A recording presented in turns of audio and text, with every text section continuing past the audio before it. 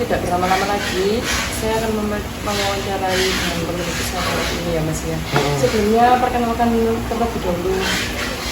Nama saya Habib, owner dari Anugrah TK.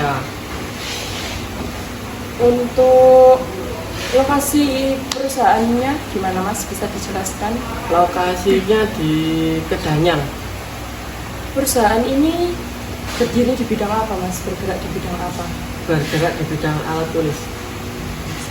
Untuk struktur organisasinya bagaimana Mas di dalam perusahaan ini? Dan jumlah karyawannya ada berapa?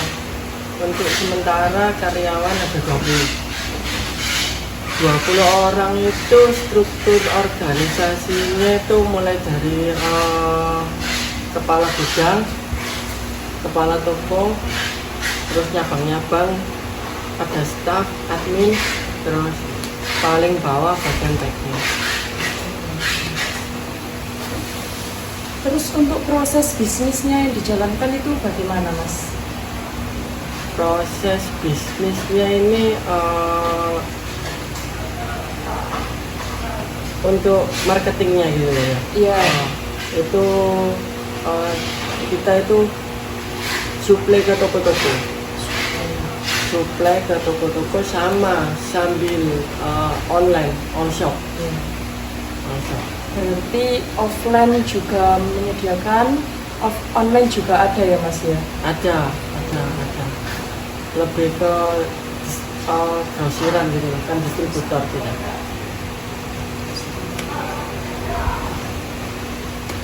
Untuk cara mengidentifikasi konsumen itu bagaimana Mas? Kayak keinginannya konsumen itu apa, cara mengidentifikasinya itu bagaimana? Lebih ke presis ya, harga. Lebih ke harga. Jadi kita ambil barang yang berkualitas terus harga yang paling terendah, biar orang ini bisa dijual lagi, karena kan grosiran. Nah, jadi kita kan tadi sampai strategi pemasaran ya. Bagaimana cara Masnya mengidentifikasi kebutuhan konsumen? Untuk kebutuhan konsumen itu biasanya produk kita kan banyak loh. Ada yang alat tulis untuk sekolah, alat tulis untuk kantor.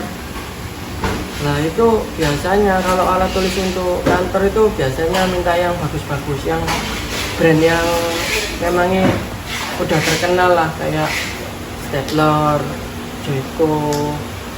Tuh, kalau untuk anak sekolah itu lebih ke low price.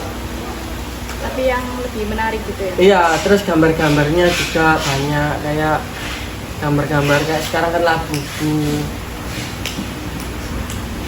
Terus kalau untuk target pasarnya sendiri itu dari yang gimana?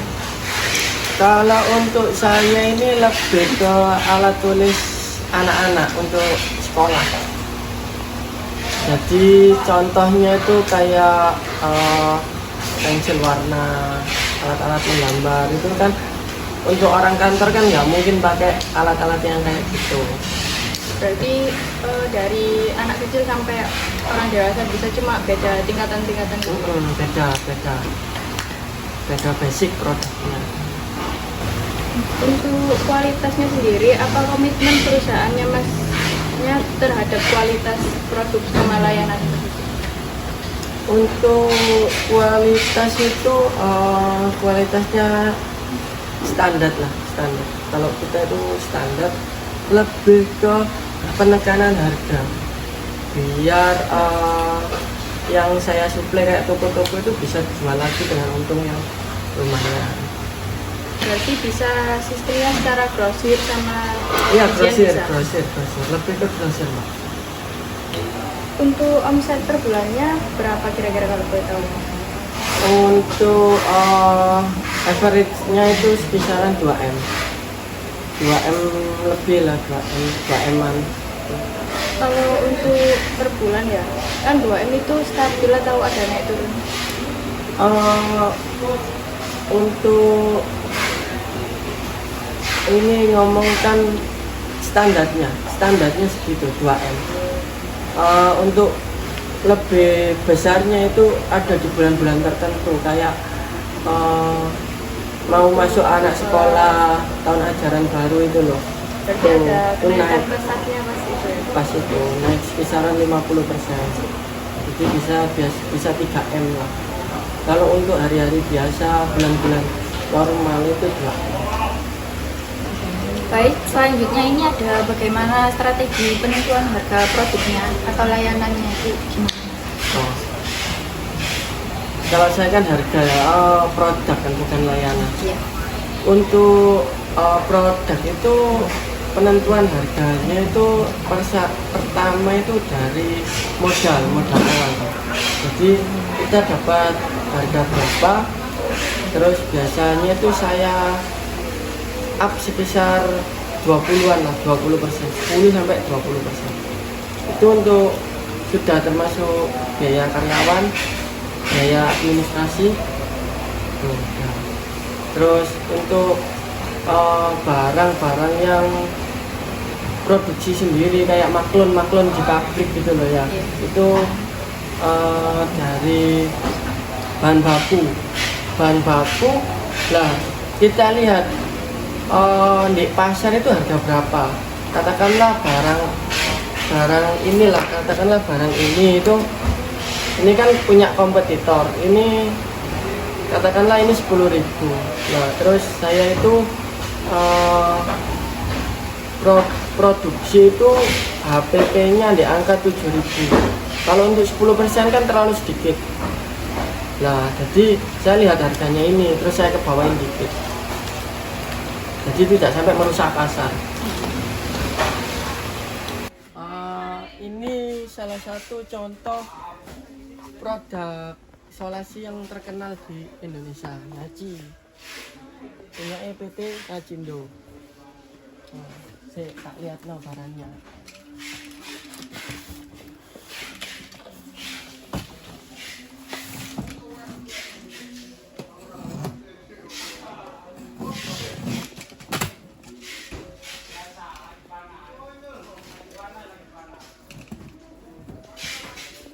Barangnya kayak gini.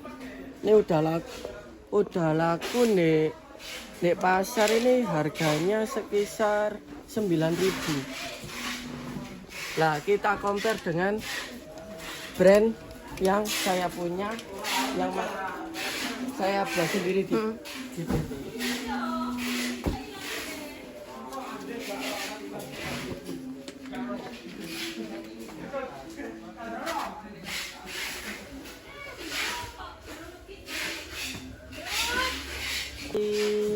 Barang ini dengan harga 9.000 saya buat barang ini di harga 7.000 dengan kualitas yang hampir sama. Ini yang Naci, ini yang Ya, Seven Star. ini yang punya saya sendiri. Iya.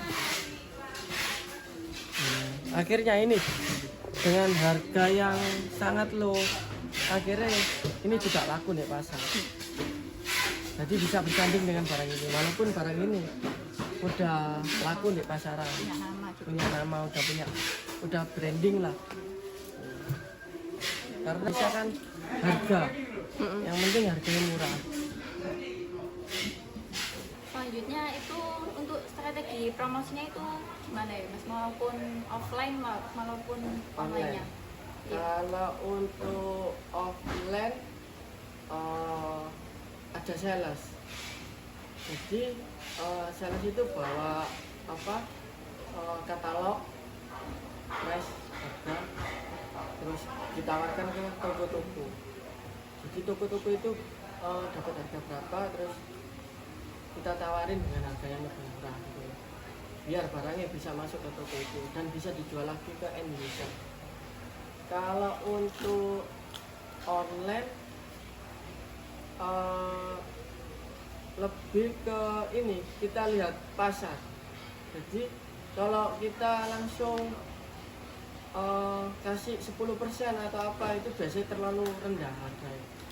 Karena kan kita kan jualnya di toko. Jadi kalau online kan biasanya end user, pemakai. Jadi biasanya antara 10 sampai 20%. Itu biasanya up-nya untuk margin. Ini juga itu ada di Shopee juga ya? Ada. Iya. Jadi bagaimana perusahaan Mas ini untuk menghadapi persaingan di pasar? Tergantung ya. Kalau untuk menghadapi persaingan kan ada persaingan di produk, terus persaingan di harga. Jadi kalau persaingan di produk itu ya harus ini riset barang dulu. Jadi barang yang aku buat di pabrik itu kita lab gitu loh Mbak. Di lab kan misal untuk isolasi itu untuk kompetitor ini kerekatan berapa mikron, terus inilah kayak gini lah, kayak gini kerekatannya itu berapa mikron, lemnya berapa mikron, terus untuk plastiknya ini pakai berapa mikron. Nah terus saya buat produk yang di atas ini. Ya, jadi warnanya lebih bening, terus lemnya juga lumayan, terus ini banyaknya isinya lebih tebal. Lebih tebal. Selanjutnya langkah-langkah apa yang Mas ambil untuk menciptakan kepuasan dan loyalitas pelanggan? Loyalitas pelanggan. Lebih ke ini, kalau untuk harga kan kita udah pegang, karena kan saya kan distributor, jadi harga itu pasti lebih murah. Yang saya jaga ini untuk ini Mbak, ketersediaan barang, karena dari pabrik itu nggak semena-mena itu kita langsung ambil banyak, kita banyak uang terus ambil banyak, tidak, tapi ada kayak ini loh, batasan, ada batasan. Jadi tiap distributor ada batasannya, maksimal ambil berapa gitu. Jadi kita harus ini menjaga stok. Jadi yang beli ini nggak sampai kehabisan.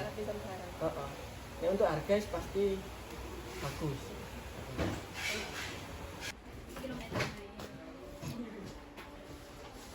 Ada lagi contoh plastik. Ini ngomongin plastik fotokopi untuk masukkan dokumen.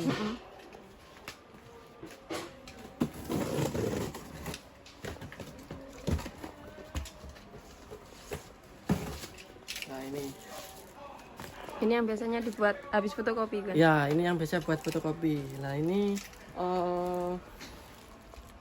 yang biasa laku di pasar kan ini. Terus gimana caranya saya ini untuk menyaingi produk ini? Ya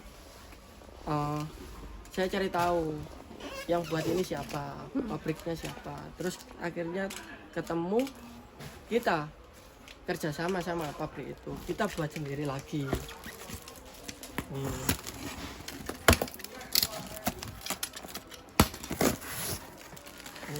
Nah ini non brand, tidak ada merek, bahan sama, pabrik juga sama, caranya juga gitu.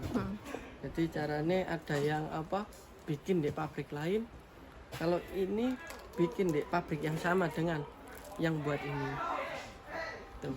Tapi dibedakan brandnya dengan harga yang lebih produk murah, terus isinya lebih banyak. Ini punya masnya iki.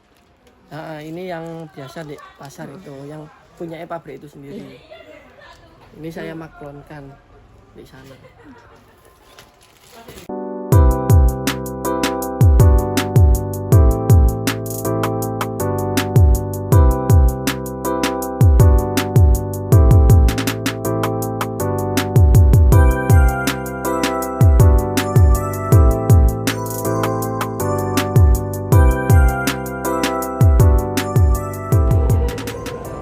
Baik, kami dari kelompok 6 mengucapkan terima kasih banyak. Kurang lebihnya mohon maaf. Wassalamualaikum warahmatullahi wabarakatuh.